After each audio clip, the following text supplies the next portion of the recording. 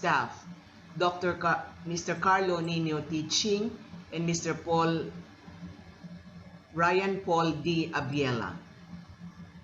Thank you for your participation. Keep and stay safe, everyone. And we in the special committee hope that you will all be more confident to respond to the challenges of flexible teaching and learning.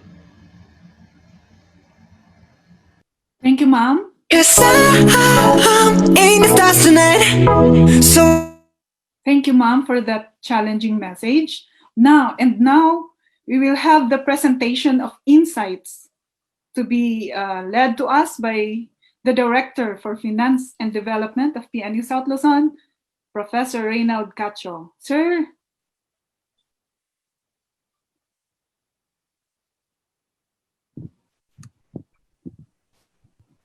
Hello, ma'am. Yes. Before I present the insight, can we have a maybe one message or from the group, or meron silang part later na magsasalita din sila ng impressions? Impressions? Meron din sila no. I think representative per group. Per group, they have their part. Yeah. Okay. Okay. Good. Thank you very much, Ma'am Brenda. I might have missed that part. For the insights, I really could not capture everything, but what struck me the most is how we create this network, how we create this social media of academics, of educators, of practitioners, may it be in the basic or higher education level. I think what I learned most is that with us sharing what we have in PNU South Luzon, is actually what's happening is what we are getting more than what we are sharing. We are learning more from our participants as they share their stories to us, their narratives of challenges, how they migrate, how they prepare the modules or change to flexible management system, and how they do assessment.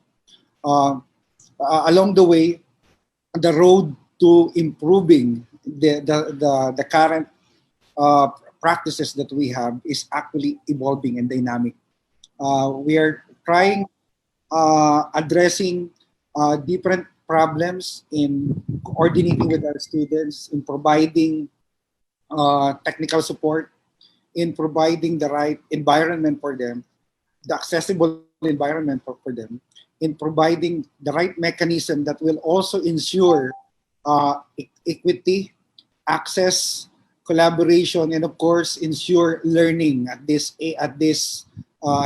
time of a pandemic, where our physical presence is not available, but our virtual presence is felt, not just by them, but by their friends, by their peers, by their families. I don't know if not for. I'm not saying that this pandemic is a good thing, but I think if not for this, the challenges that we have right now, we will not have the opportunity to bring together, to come together, the resources, the human resources that we have, and establish a unique forum, create a network, and collaborate now more than ever.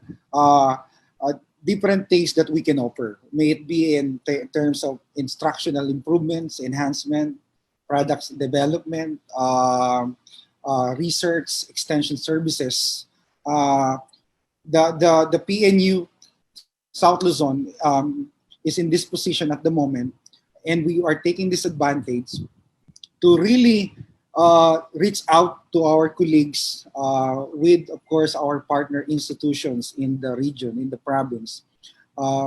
This is, I think, the first of its kind that actually provide an avenue for us to learn from each other's experiences. And from that, I think the insights that I have is really overwhelming. It's really dynamic. It's really evolving.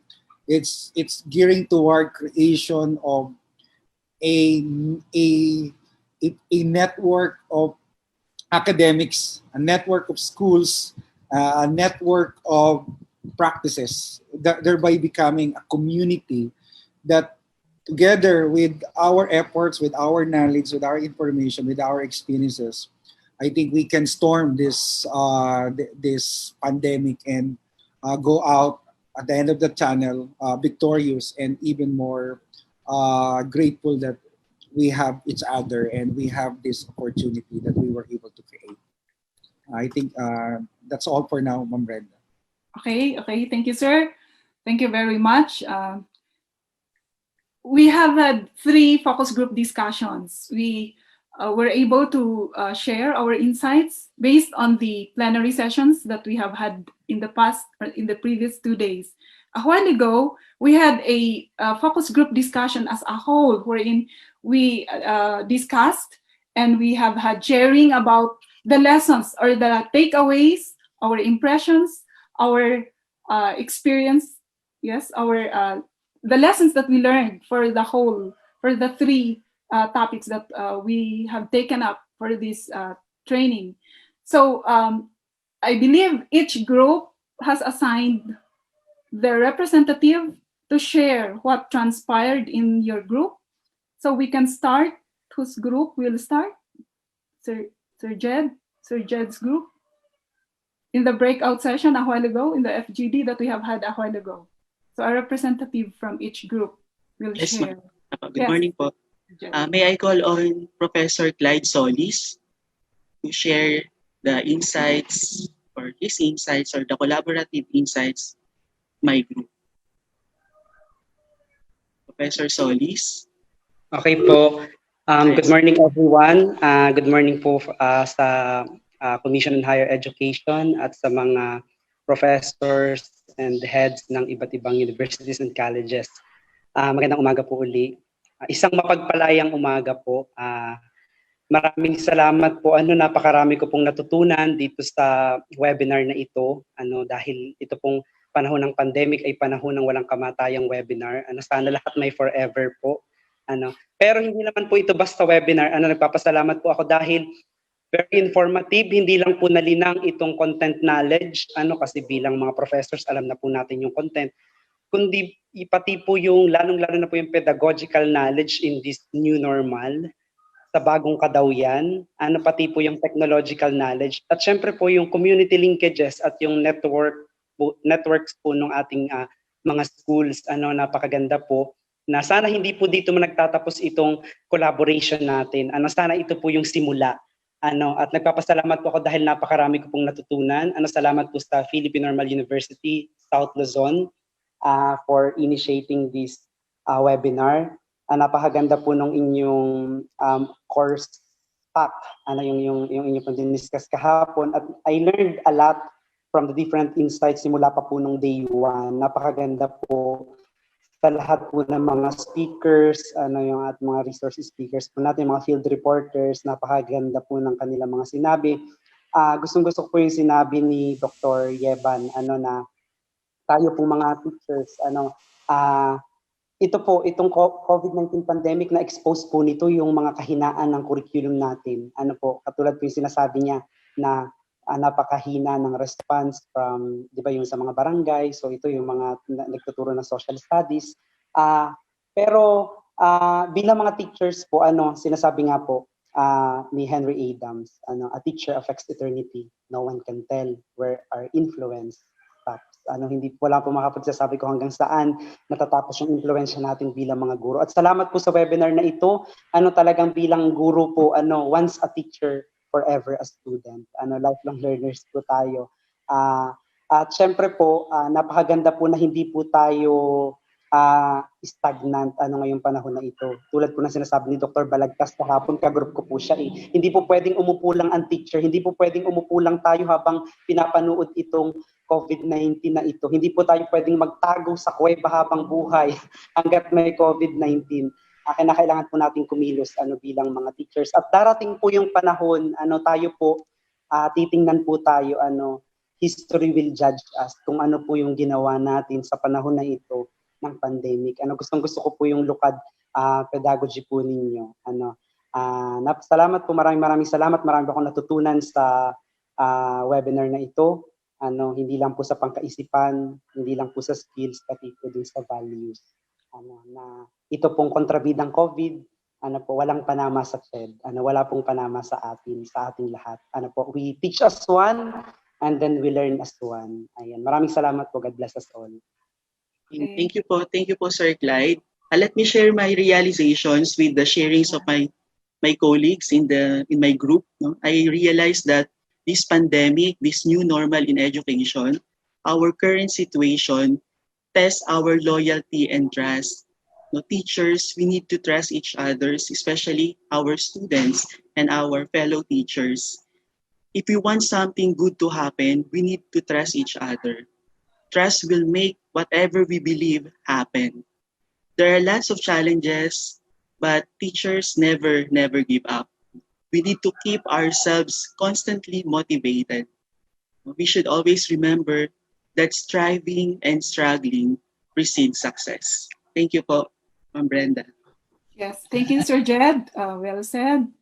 I would just want, before we proceed with the next groups, I would just want to read a message from Dr. Binelda Villanes. This pandemic is going to bring out the best in all of us.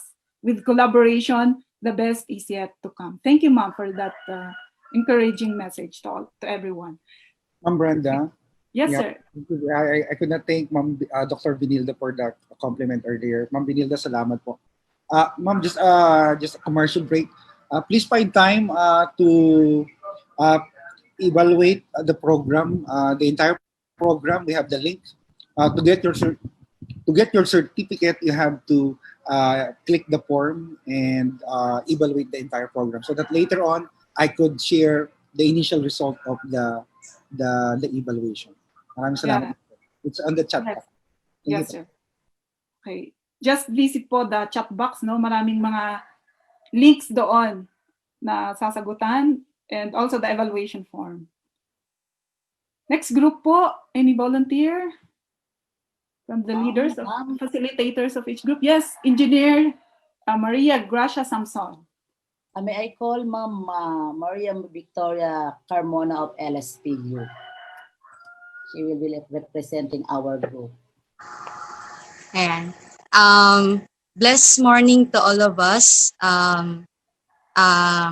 Unang-una po ay pasasalamat po sa Commission on Higher Education, especially po sa ating host for this 3-day webinar, the Philippine Normal University South Luzon.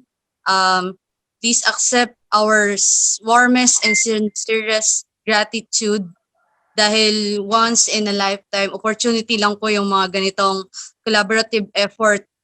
Imagine from within the province of Quezon na pagsama-sama po nating lahat ang mga masisipag at talaga namang dedicated na mga guro na sasabak at patuloy lalaban sa kinakaharap nating new normal. So sa amin pong pag-uusap kanina ng aking mga kasama, napag-usapan po namin ang iba't ibang mga challenges na kinakaharap natin ngayong new normal. Isa na po dito ay kung paano po ba natin monitor ang ating mga estudyante, kasama na rin po ng pagbibigay natin sa kanila ng assessment with regards in their learning sa bagong new normal. Share ko lamang po sa inyo yung nasabi po ng ating mga kasama in the Manuel S. Enverga University na meron po silang na-come up na monitoring form na ito po ay binuo, crafted po sa kanilang university na kung saan si teacher ay magbibigay ng kanyang input with the desired date at ganun din po ang estudyante, ibibigay din po niya kung ano yung natutunan doon sa mismong araw na yon, and kailangan po mag-drive yung input ni teacher sa kani estudyante. So isa po yon sa maganda naming nakuha from Manuel S.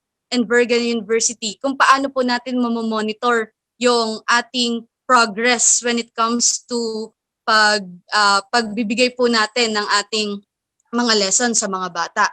Kasama din po dito yung ating mga opportunities na makikita sa kinakaharap po nating new normal. Ang sabi ko nga po kanina doon po sa aking mga kasamahan, tayo naman po noon pa ay flexible na. Hindi po matatawaran kung gaano ka-flexible ang ating mga kaguruan. Ngayon pong meron tayong pandemya, tayo po ay sinusubok at ako po ay natutuwa dahil hindi lang po basta naging doble ang ating pagiging flexible, kundi naging triple pa po. Dahil ganun na po tayo kadedikado para mabigyang halaga ang edukasyon po sa ating mga kabataan ngayon. Nabanggit din po ni Engineer Samson kanina sa aming pag-uusap na ang pagpaplano po ahead of time ay talagang dapat palaging kasama natin sa ating ginagawa. Sabi nga po niya, from plan A, pag hindi po nag-workout, may plan B. Kahit po yan umabot hanggang Z, hanggang letter Z, ay pwede po natin yan gagawin. Kasi yun po ay inihahandog natin sa ating mga kabataan para sila po ay may mas matutunan kahit ganito po yung ating sitwasyon. At ibabahagi ko lang po sa inyo na alam naman po natin ngayong new normal, hindi lang po basta mga challenges, mga stress, and kung ano-ano pang mga problema ang nakakaharap natin. Pero ito po ay isang tawag sa atin para mas lalo pa pong motivate, mas lalo pa pong mahalin yung ating profesyon na talaga naman pong magbibigay sa atin ng self-discipline. Self-discipline hindi lang po sa ating mga guro, kundi nababahaginan po natin ng self-discipline yung ating mga estudyante.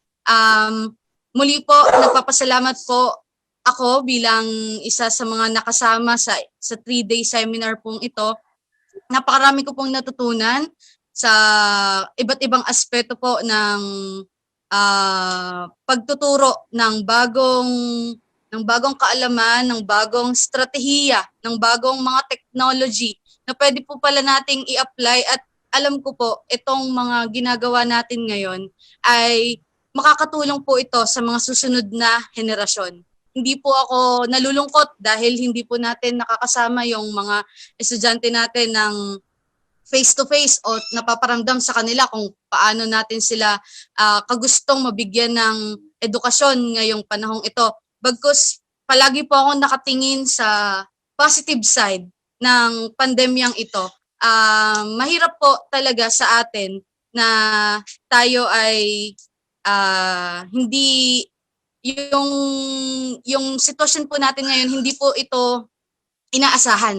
Ito po ay dumating nang hindi natin nalalaman ng biglaan. Kaya itong pandemyang ito talagang susubok kung gaano ba kadedikado ang mga guro, at mapapakita dito ang puso ng mga gurong Pilipino kung paano po ba talaga sila yumakap sa mga pagbabago na inihahatid po sa atin ng ating panahon ngayon.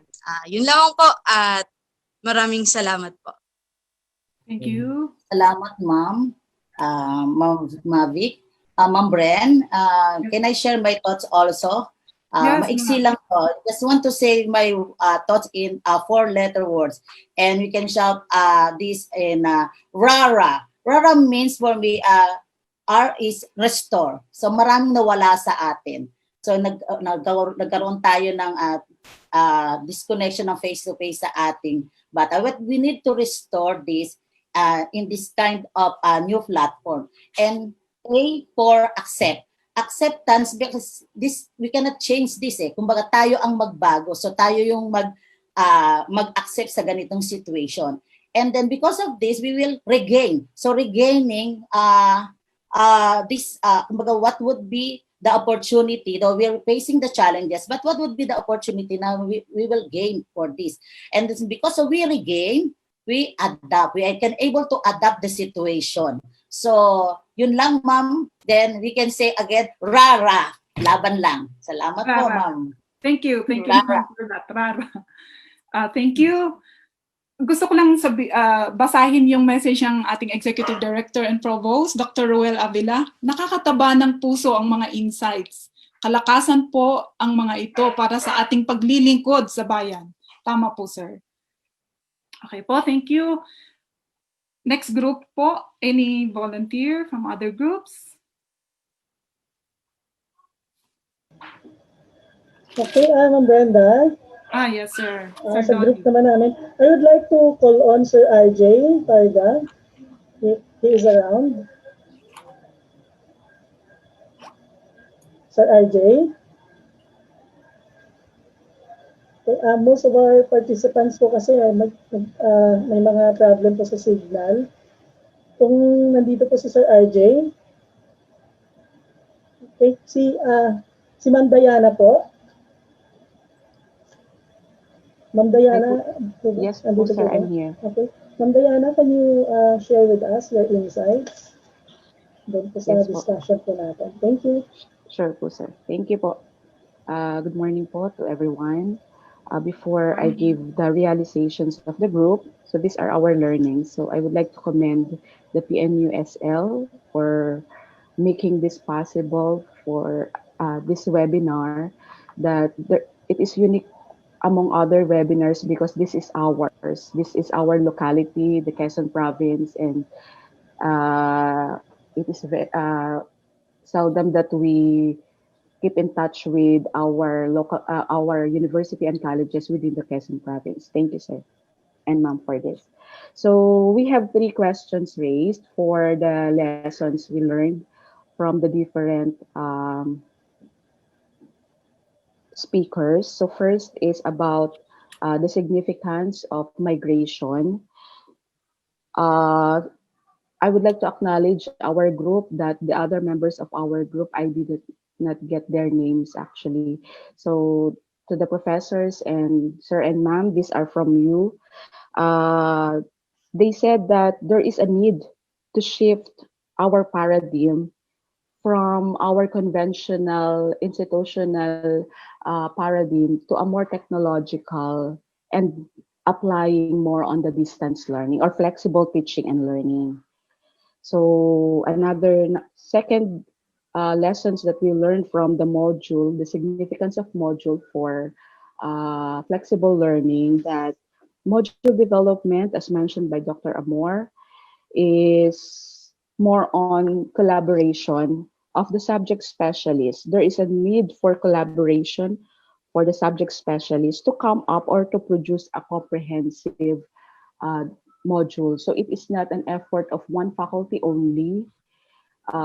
It should be working on together, and of course with the relevance and considering the capabilities of our learners as to their learning modalities from the different modalities that we have, especially in Quezon Province, that we have limitations in our infrastructure, particularly our students, and also the socioeconomic condition of our students. So we need to consider that also.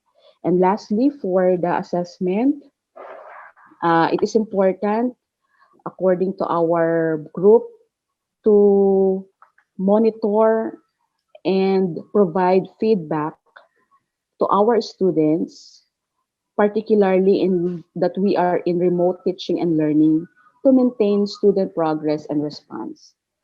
The module that we provided for them to use as as a form of independent learning. So it is also a way for tracking their progress and responsiveness relative to the program outcomes that we aligned as we provided this module. That would be all, sir. Thank you, ma'am. Thank you. Ma'am Brand, let me share my insights po regarding po dun sa naging discussions po namin. Sige po, sir. Okay. So not many people have experience studying using an online platform. Even those who have experience studying under a distance learning program, so we may have to cope well given the new demands of the teaching and learning process. We have to note that the students we are talking about here are children and may not yet still be that independent to manage their schedules and workloads. So this is why the role of the parents and guardians are indeed highlighted in the new normal setup of education. On the other hand, the teachers also adjust well to the new challenges that come up with the new mode of teaching. While most of the teachers are working from home, the fact that other issues need to be addressed cannot be dismissed. So teachers also need gadgets, internet connectivity to stay connected to their students so they can properly monitor the progress of their students on a weekly basis. So they have to be readily available to respond to all the queries and concerns of the students. And this means we have to be available almost the entire day or the entire week. Despite all the challenges that we experience, we commend the teachers for not giving up, never giving up, and always striving hard to ensure that all of our students are doing well. So let us not forget how big is the impact of our teachers on how we develop as a person. And this we owe to all those who molded us when we were still in the school.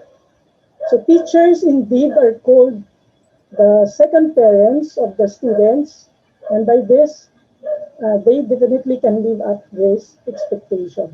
So yun lang po ang share ko for that. Thank you very much po. Okay, thank you. Thank you, Sir Noli. Any more representative, the other groups? Po? From our group. Sa amin pong group ay si Ayun, sir. Professor Ladera of Dalobasaan ng Lungsod ng Lucena. Good morning po. Good morning, everyone. So, I am Ma'am Yuri po, Yuri Ladera from Dalobasaan ng Lungsod ng Lucena. So, first of all po, I would like to, in behalf po of DLL, thank you very much po for this initiative na magkaroon po ng ganitong klaseng webinar, Saknungan sa Bagong Kadaywan. Talaga pong napakalaking tulong po nitong ating 3-day webinar na ito, lalo't higit po at tayo ay babago pang nagsisimula sa ating new normal in terms of our education. So, thank you very much po. And with regards naman po sa mga lesson learned, natin po, ng aming pong group, especially with this 3-day seminar, so we came up with these learnings. So, during our first day po, we have the discussion on the institutional migration. And these are the lesson learned that we have on this first day.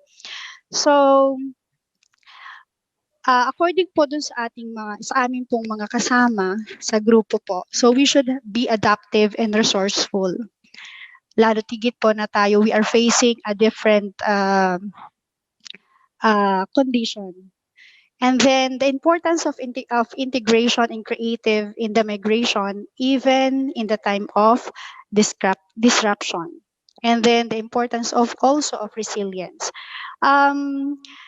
Doon po sa first date po natin, na nakuha ko po din personally and ng akin pong mga kagrupo, yung pong lecture po ni Dr. Yevan about the different factors to consider in remote learning. So napakaganda po ng kanyang discussion about that. She discussed about readiness, the engagement, the management of learning, the online community, and the different consideration on the technological use. And of course, rethinking of the role of faculty, not only as a designer, but a creator also, a connector and a coach of teaching and learning. So napakahalaga po talaga na tayo pong mga guro, yung pong ating importance of innovation of teachers, even there is institutional directives. So yun po. So in terms naman po ng module and its significance to flexible learning, so sa tingin ko po pare-pareho naman po yung mga institution ng ginagawa. So we have the module, the asynchronous and synchronous module. And then ang mahalaga po dito, according din po ito sa sharing po ng isa sa grupo na in our module, we should align the learning outcomes and our objective. And we should choose also the most essential objectives na maibigay po natin sa mga bata. And then what else po? Napakahalaga din po ng collaboration and communication. And of course, the evaluation. Yung pong evaluation po kasi sa base po dun sa ating mga napag-usapan, mahalaga po na magkaroon po tayo ng evaluation para makita po natin kung ano pa po yung mga dapat nating i-improve dun po sa ating mga modules para makapagbigay po tayo ng karunungan sa ating mga mag-aaral. In terms naman po ng assessment, nabanggit po kahapon ng ating lecturer na it's very important that we have the self-directive assessment. And then, we should have also the formative and the summative assessment. And those formative assessments, although those assessments are non-graded, but it should be also aligned with the summative assessment that we are going to give to our students. And maganda rin po yung nakuha ko po na lesson kahapon with our speaker according to him. So talaga pong yung ating Facebook, kung atin pong babalikan before, it is a distraction for our students talaga. But now, we should turn this distraction into attraction. And then, sabi nga po kanina ni Dr. Tamayo, so gawin po nating one of the learning management system, yung pong ating FB group, kasi po mas ano po siya, mas user-friendly and siya po yung mas accessible sa ating mga estudyante. The use of pre-recorded videos na anytime pwede po siyang panoorin ng ating mga estudyante, especially those students who live in the far-flung areas. And then, what else? In terms naman po ng evaluation and monitoring for module making, so, isa din po sa naibahagi ng aming kagrupo yesterday, mahalaga po na yung pong ating mga modules are checked by the head or by the dean, by our dean, para at least naman po before natin ibigay sa ating mga mag-aaral, so tiyak po natin na okay po yung laman ng ating mga modules. And of course, we should have the citation and we should put also our references. Napakahalaga po nun in terms of intellectual property rights. And then, in terms of the orientation guide naman po, mahalaga din po na we have the orientation not only for our students, but also for our parents. And one of the sharers yesterday, binanggit din po niya na they have the agreement letter for the parents. Since tayo po ay mga stakeholders ng institution, so mahalaga po na meron po tayong pakikiisa sa kung ano man po ang nais na gawain ng ating paaralan. In terms naman po ng delivery mode po natin, under din po nun, hindi lang daw po dapat tayo nakafocus dun po sa assessment natin. For example, yung pong ating mga Google Forms na pinapadala. So, pwede rin daw po tayong magbigay ng mga assessment which is can develop critical thinking. And then, what else? Okay. Okay, parang yun lang po yung aking may i-share po with the 3-day seminar, webinar po natin. Thank you very much po again sa lahat po ng PNU South Luzon. Thank you very much po and good morning. Thank you, ma'am. Other groups po?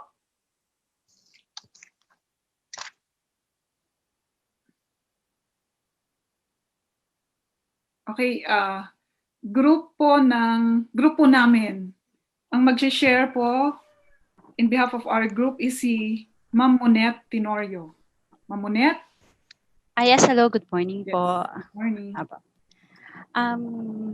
Good morning po everyone. Before I share po the insights of our group, isa po muna pasasalamat ang gusto namin ipahatid sa PNUSL for hosting this kind of training workshop. Because this opened up the door for the collaboration with all of the HEIs in Quezon Province. Through this three-day training workshop, we have learned that collaboration is necessary to meet the challenges we're facing today.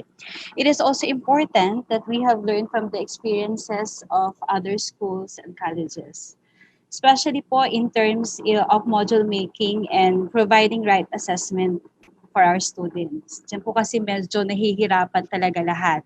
And through this training workshop, we tend to develop ideas from their experiences and knowledge.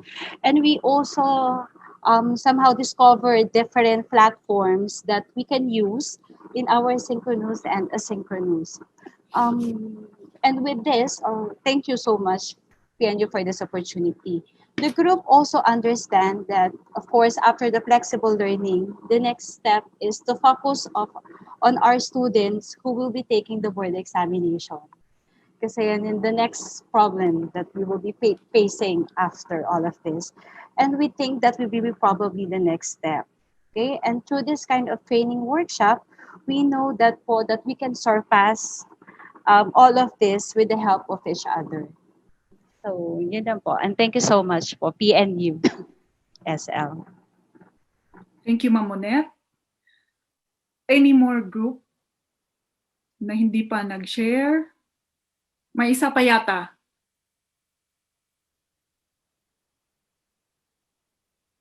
Oh, tapos na? No? I would just want to share this quote, no? Stay committed to our calling, but stay flexible in our approach. Stay committed to our calling, but stay flexible in our approach. By Anthony Robbins. Yes, Ma'am Ayana? Ma'am Ayana? Yes po. All right. Actually, it's not more on sharing, but more on appreciation for each and everyone who's here right now. Because I know that even though we're on this trying times, everybody is working hard and everybody is doing their best to actually cope and give the best for their students. Sabi ko nga sa sharing namin kanina, we are not on the same boat. We are on the same sea. And we are on different boats. Yung iba, sabi nung isa sa mga participants namin, maaaring nagsasagwan. Yung iba, maaaring naka-jet ski. But one thing is evident is that we are willing to help each other and to share what we know. And as I can see, and as a promise siguro from Philippine Normal University, is that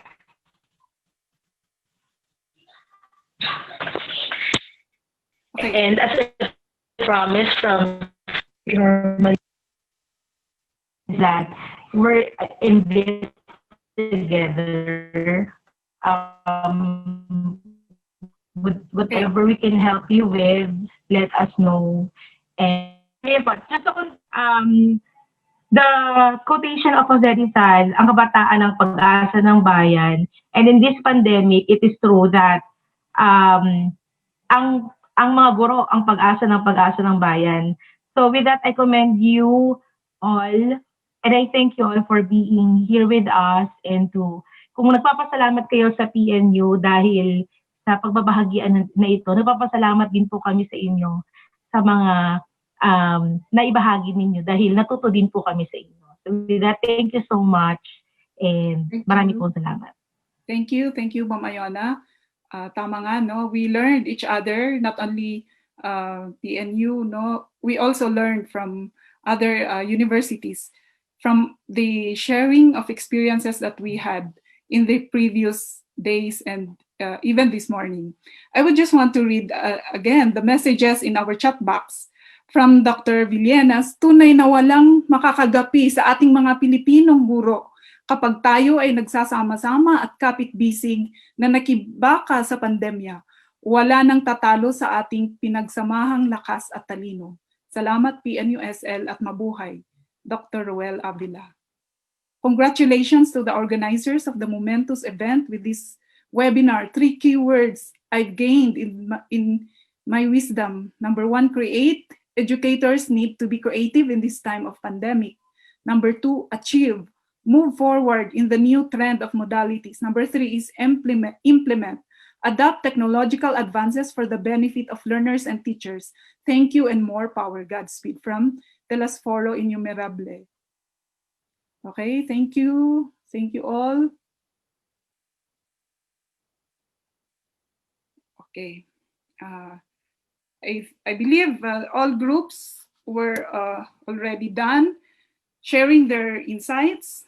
So we have we now come to the presentation of the online evaluation. So may I call in Professor Reynald Cacho for our online evaluation. Sir Ray?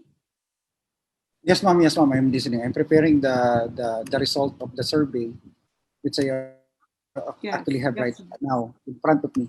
I could not imagine doing this evaluation on paper. Para magkakatabi lang tayo, we're just in one classroom na ang bilis lang ng communication because of technology. All right. Let me now share my screen. Before I share my screen, let me just again announce the winner of the raffle that we had earlier. Nandito po yung result ng raffle. Thank you. We will be contacting you soon as to how we will send to you the 100 peso wallet pan-in. And of course, for participating. And we will ask Sir Dr. Roel Avila kung kanino niya ibibigay yung isa pang yung slot niya na 100 pesos. And we're also happy to inform everybody that based on the survey that we have dun sa ating COVID uncertainties, we already have 44 respondents. And we are announcing right now, I'm happy to inform you that instead of drawing the 100 peso to 15 participants, ay bibigyan na po namin ang first 50 participant ng 50 pesos wallet pan-in. So, mag-email po kami sa inyo. Kukunin po namin ang contact number nyo. Yung 50 pesos po, pwedeng pang load, pwedeng pang data. Basta nasa sa inyo po kung re-respond po kayo. But we're announcing right now, we will be giving all the respondents dun sa survey na 50 pesos each. So we're giving away roughly 2,500 pesos. Okay? So, ngayon, wala po bang palakpakan doon? Palakpakan naman po. Okay, we're like this to make this more, the experience of Saknungan 2020 more engaging, more participative, and more participant-centered. And we're happy to tell you that the result of our program evaluation. Ang bilis lang po. We started the program, the evaluation roughly, I think, 20 minutes ago. This is the survey that you answered.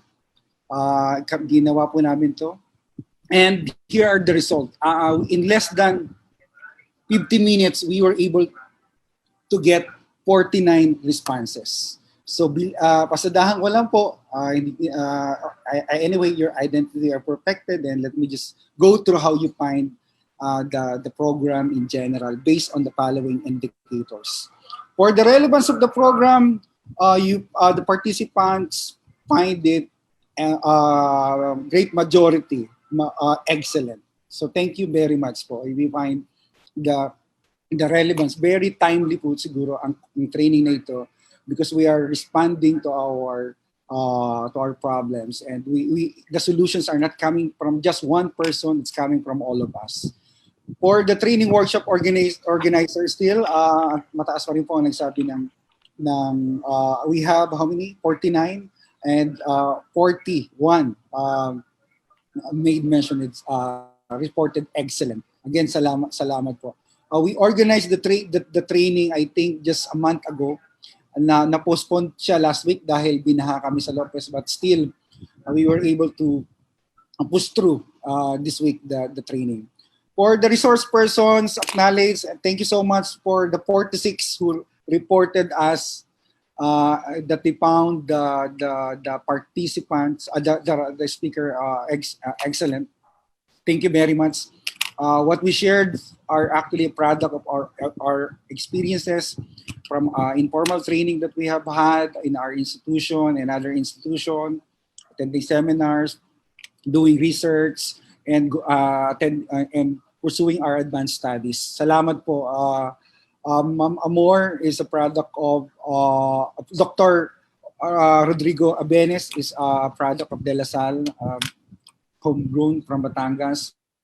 Professor Amor Lunisa is a product of PNU and at the same time University in Malaysia. Yours truly is currently finishing my dissertation at Bangkok University. Maraming salamat po. For the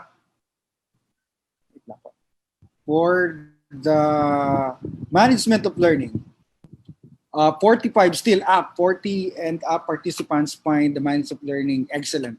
The learning that actually we are creating is dynamic, it's fluid. We're not trying to put everything in the box. Mas maganda yung ecosystem that we're creating right now, the ecosystem of educators in Quezon Province.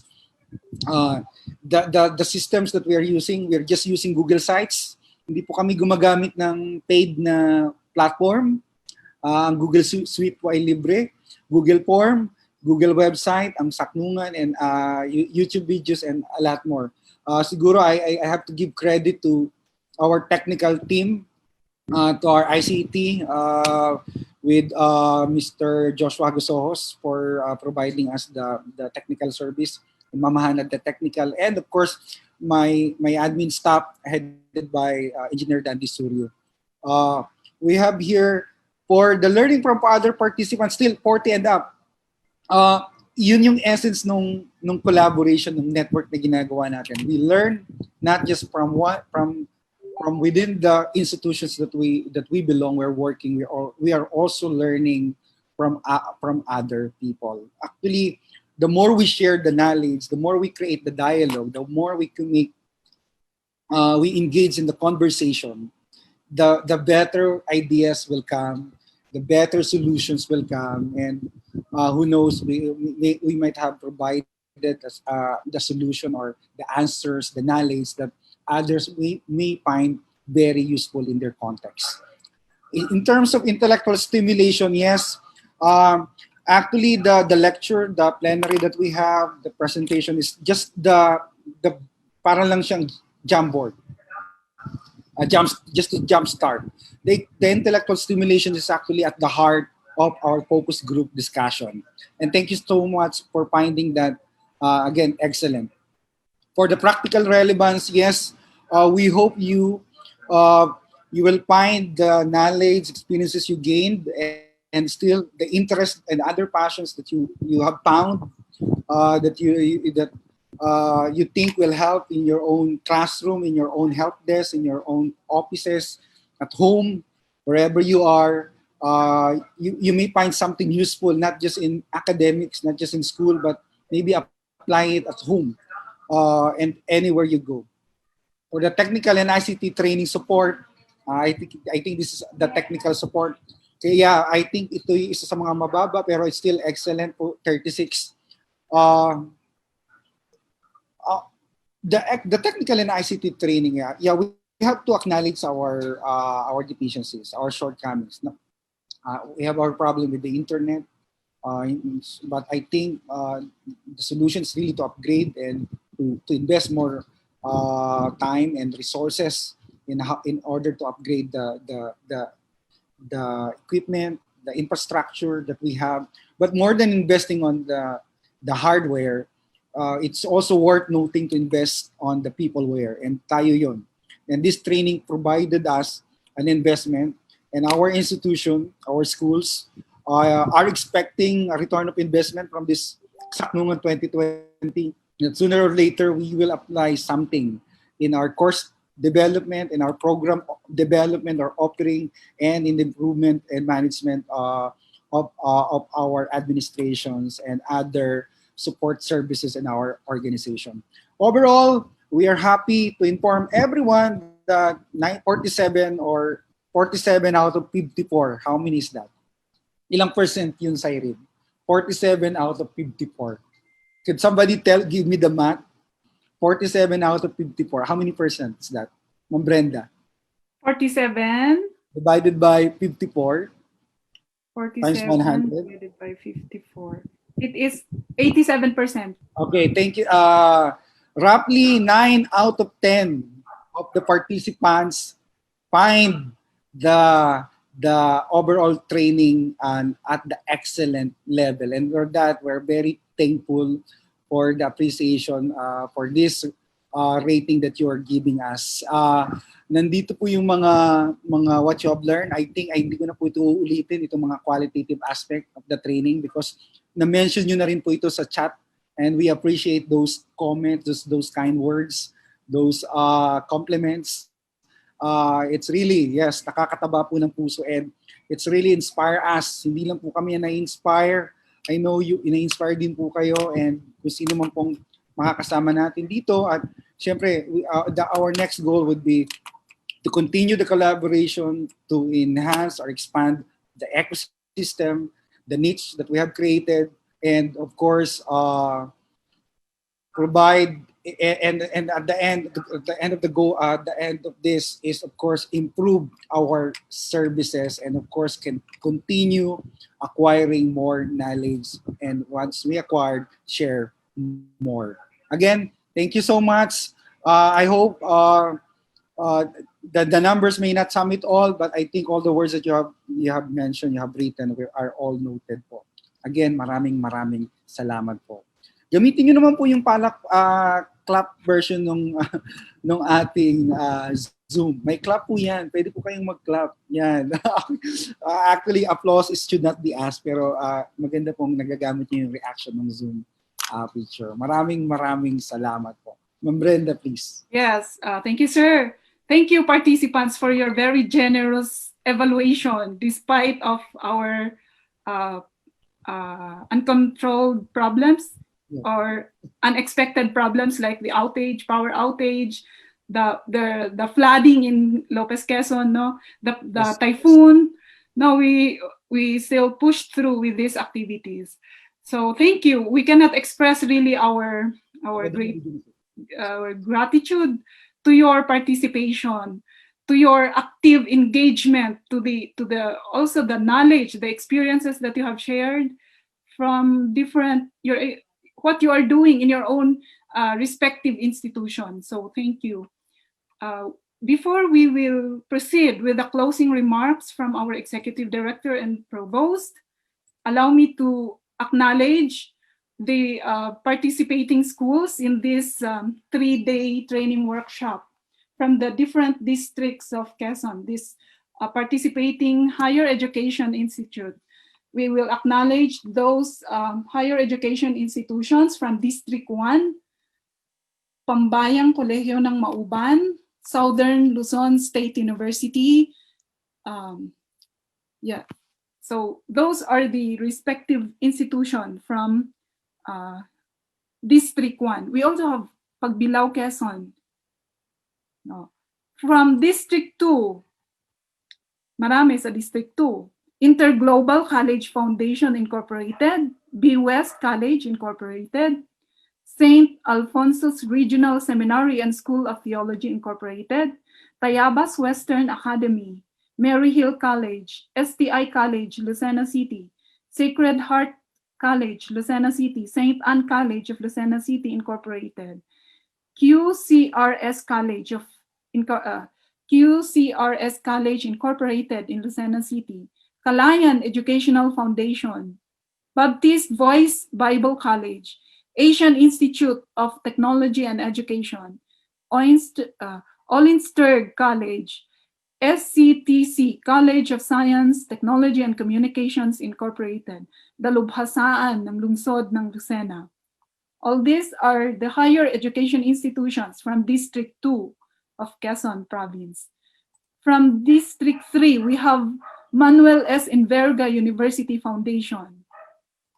From District 4, Holy Child Jesus College, St. Peter's School of Calawag Incorporated, Leon Ginto Memorial College, Technological University of the Philippines, Calawag Central College, Eastern Tayabas College Incorporated, yes, Laguna State Polytechnic University, and Polytechnic University of the Philippines. Thank you for this participating schools. We cannot express our gratitude for your participation and your active engagement during this training.